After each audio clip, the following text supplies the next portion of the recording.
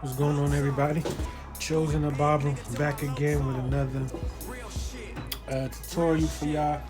I've been inconsistent lately, but my new mission is to just produce a lot of content for y'all, keep pushing something out every week, and you know what I'm saying? Hopefully, I can help a young barber get better, help myself get better, and even the OGs out there that's been cutting for a while, maybe have them learn something, take something away, or they'll feel like they'll want to give me some tips and some tricks to help me get better as well. So, what we got going for y'all today is a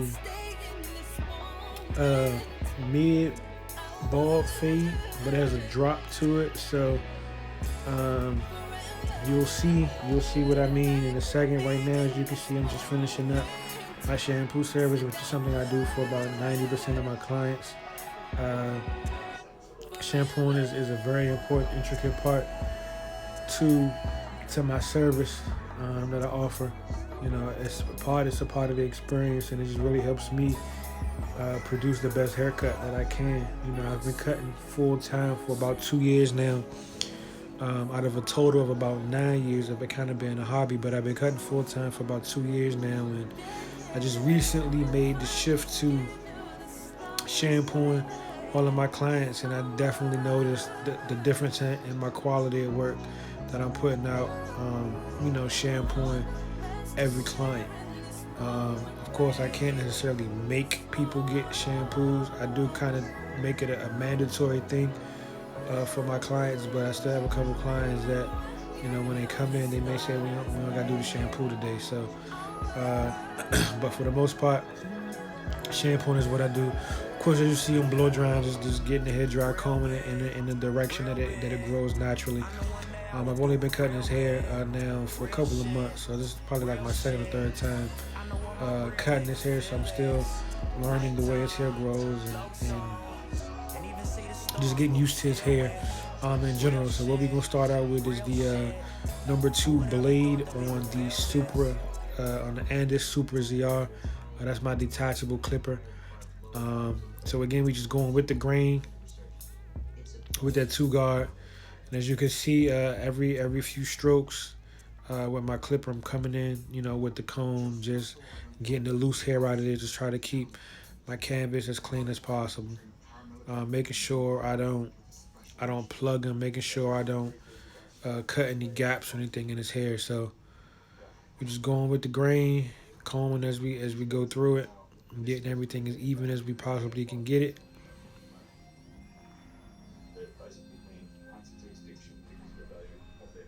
And I like to use my supers, man. I have about 6 clippers on my station, and they all serve different purposes. I don't, the tools I use, the tools I buy, I use them for what they were intended for, and I try not to, step outside of that.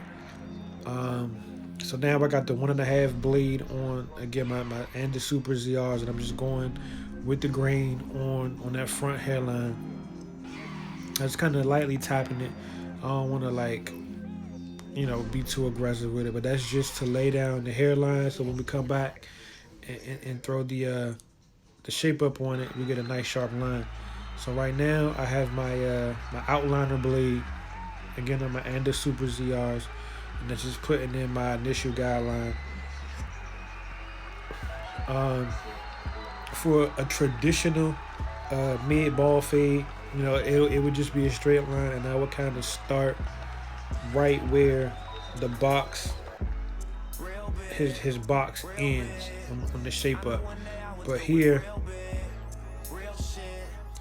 as you can see, I start the line kind of in the middle of that C cut, and I frame the ear around, and I drop down to kind of right under his occipital bone. So that's what kind of gives it some mid-low fade, mid-drop fade, whatever you want to call it. But that's what gives it that drop effect, is when you drop that line of demarcation in the back underneath that occipital bone.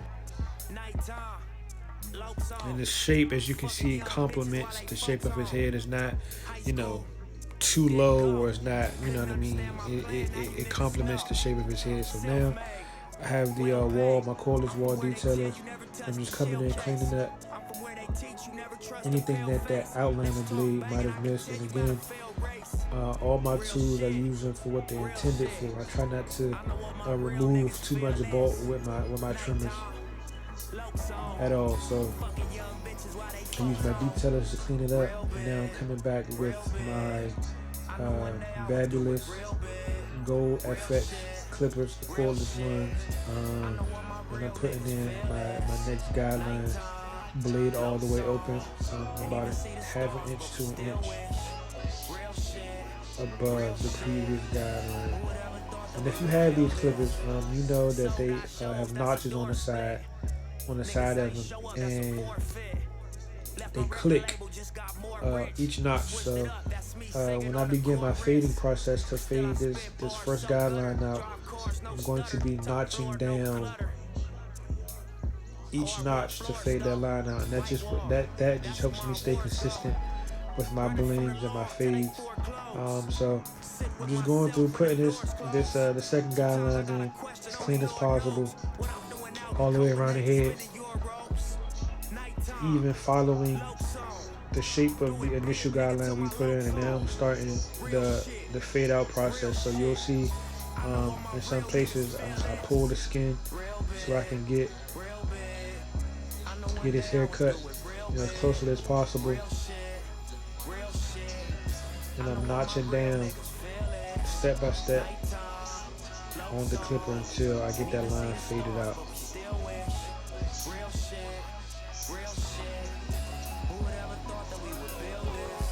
And once I get to the bottom of that line, to the bottom of that guideline, and that clipper's all the way closed, I'll start using the corner of my clipper a lot more, and then I'll start the process of fading up as well. So my first initial guideline,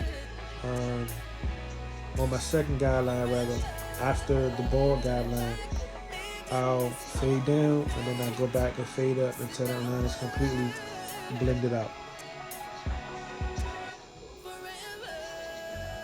Now I'll come back with my Andes Super ZRs with the 1.5 blade on there, putting in that third guideline.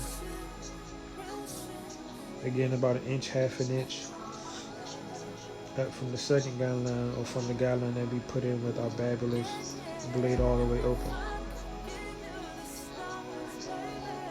Now I got my cordless Andes Masters with the double magnetic zero guard on there, and I'm using the corners of my blade to fade out the line between the Babulous blade open and the Andes Super 1.5 blade.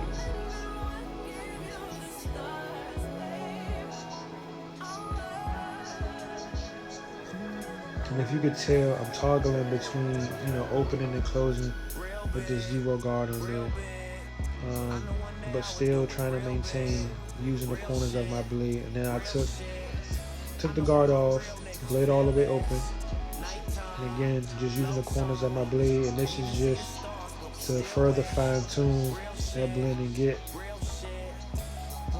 that fade as blurry as I could possibly get it.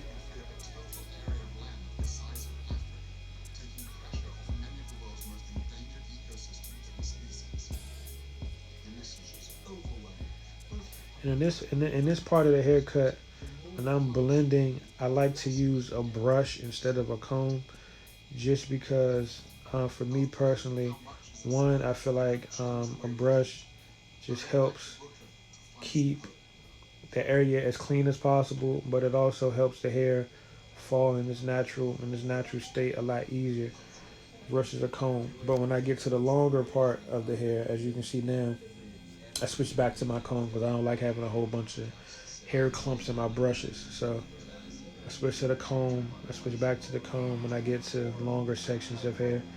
I have my 2 guard on there, my number 2 double magnetic purple guard on there. Just to get that bulk out. And then we switch to the 1 guard, double magnetic purple guard. all the way open. And as you can see again, I'm using the corners of my blade. And that's to blend out between a 1.5 blade for the Supras and the 2 purple guard from the Andis Masters. And the system that I use for pretty much all of my cuts, all of my fading, whether it's a fade, a taper, whatever it is, straight hair, curly hair. I use this system pretty much for every haircut that I do. Of course, every hair type, every hair texture requires different techniques, and you gotta kind of alter your approach a little bit. But for the most part, this is my foundation 100% of the time. If there's any new barbers that are watching this video that follow the channel, I will say you need to establish a foundation. Get your basic cutting foundation down, get it down pat, get it mastered. So as you move further along into this career, as you move further along into cutting hair, doing hair, once you're adding the different techniques, if anything changes, you mess up, anything you slip up, something happens, you'll always have your foundation to fall back on. And then as you can see, we shifted down to the second side of the head, or the left side of the head. I like to break my haircuts down kind of in sections. So now we're doing the second side of the head, the left side of the head, which same steps, same process. You might see me turn the clipper in a different way, or do something slightly different than what I did on the other side. But again, that just comes with learning your client and understanding that, you know, hair patterns and hair growth changes with different clients. You know what I mean? You can have one client that'll have 2 or 3 different swirls with different hair textures in their hair. So you just gotta kind of be prepared and trust yourself and, you know, maneuver accordingly. So everything on this side is pretty much the same. I'm just gonna be quiet at this point and let y'all watch the cut. If I need to chime in on anything, I will. I switched it up, that's me singing on the chorus. But still I spit bars so gutter. Drive cars, no stutter. Top floor, no clutter. Hardwood floors though. White wall, that's where my awards go. Running from the law till they foreclose. Sit with myself when them doors close. I don't know if you noticed that I was kind of holding the clipper to the side when I first started this line of demarcation, the second guideline, but this kind of goes with what I was saying just a minute ago about how they're different growth patterns. So turn the clipper to the side just so I can make sure I get that haircut as evenly as possible, because it kind of grows forward instead of, you know, up and down.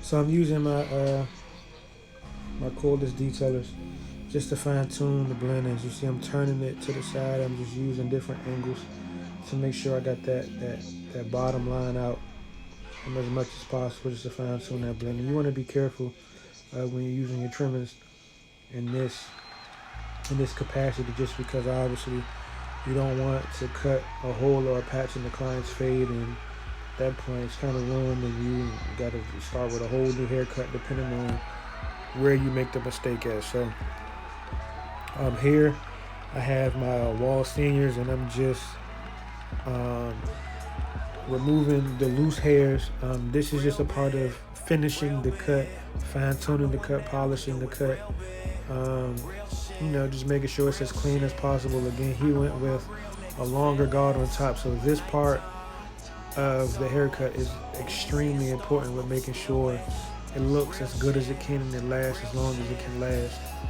And like I said earlier, I have about 6 different clippers, and I use all my tools kind of, for specific reasons, and I only use that clipper for trimming or going over the top of, haircuts. And here you see I have my shears, just kind of doing the same thing, fine tuning, trying to get anything that maybe the clipper may have missed. And the shears, they cut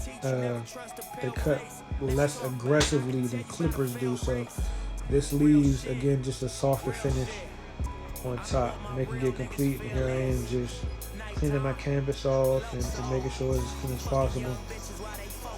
The hair fine tuning, again with my cordless Amos Master, just fine tuning.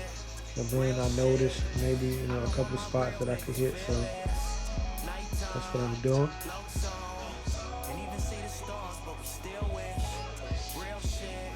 And this is a hairline prep. So right now I just got a cotton round, and I spray some spritz on it, and I go over the hairline with it.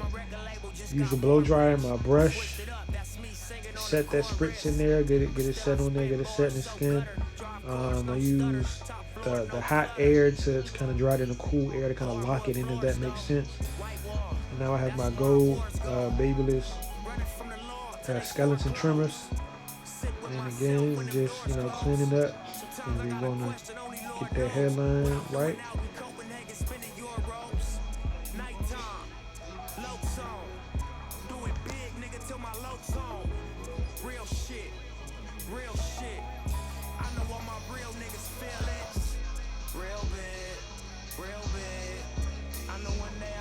As you see on this hairline, I comb the hair forward to get as much hangover as possible. So anything that's hanging over, I try to comb it forward to make sure, again, you want to make sure that hairline is as clean as possible. It lasts as long as it can possibly last. You'll see a lot of barbers who probably won't do this, and they have their own little tips and tricks from the old school where they try to get the client to come back sooner than what they need to. But for me, I want to make sure that these haircuts last as long as they can, and that they grow back. That's another key to client retention. You want to play the game for the long haul, and not just to get that $35, $40, $50, whatever you're charging for your cuts, just because you cut well. I'm trying to maintain. I want to retain these people as my clients and keep them coming back. So if I can make their haircuts last longer, and they can see the difference between myself and a barber they've had in the past, then I'm all for it. If I see you once a month, that's cool.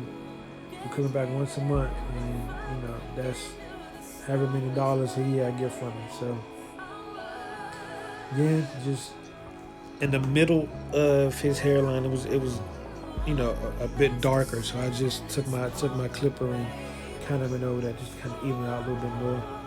And you see me constantly brushing as I'm shaping them up. Again, that's just to make sure you get as much loose hair as possible. You get any longer hairs to come over the edge of that shape up, so that way when you hit it with the clipper, it just comes right off, man. And I got my razor.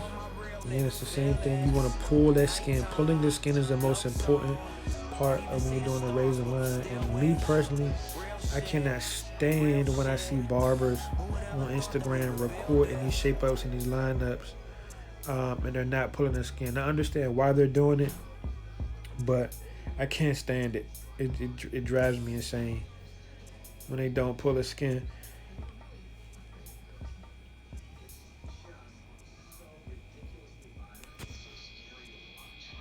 As you can see, man, I'm pulling the skin, using that razor to come up on the hairline. And as you can see, as I'm doing this as well, again, I'm also brushing, and that just ensures I'm getting as much hair off as possible, getting this line up as sharp as I can possibly get it, so it can last as long as it can possibly last before they have to come back to me.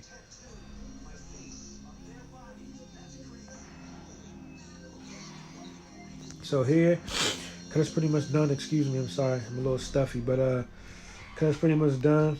At this point, he's asked me to get his eyebrows get his eyebrows under control. So that's what I'm doing. But for the most part, the cut is done.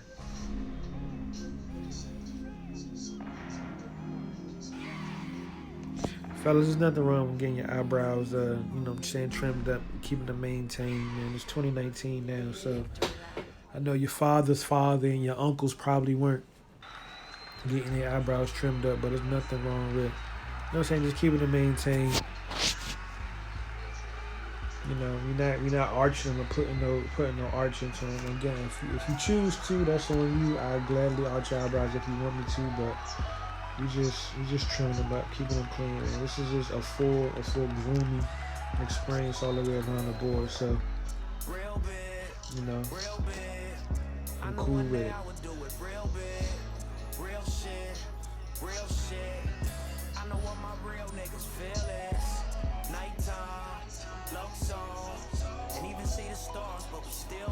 Now this the cut, man. It's done. As you can, again, this was a mid, low fade, low skin fade, whatever you want to call it, but it's a fade, mid fade with a drop to it, skin fade, 2 on top, line up, and that's the cut. I appreciate you guys checking me out. Like I said, I'm gonna be posting once a week, uploading once a week, so hopefully y'all catch me on the next one. I'm out.